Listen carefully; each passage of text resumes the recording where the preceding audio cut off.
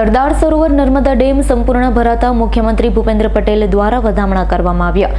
બ્રાહ્મણો દ્વારા વિધિવત રીતે માં નર્મદાને ચૂંદડી, શ્રીફળ અને દૂધનો અભિષેક કરી આરતી પણ ઉતારાઈ.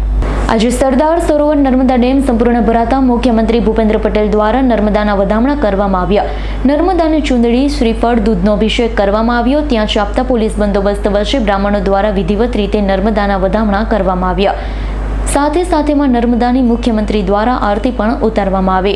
નર્મદાના વધામણા બાદ નર્મદા ડેમના 10 ગેટ ખોલવામાં આવ્યા. આ 10 ગેટ ખોલતા 85,000 ક્યુસેક પાણી નર્મદા નદીમાં છોડવામાં આવ્યું. તબક્કાવાર પાણી છોડાતા ભરૂચ, નર્મદા, વડોદરાના 42 ગામોને એલર્ટ કરવામાં આવ્યા.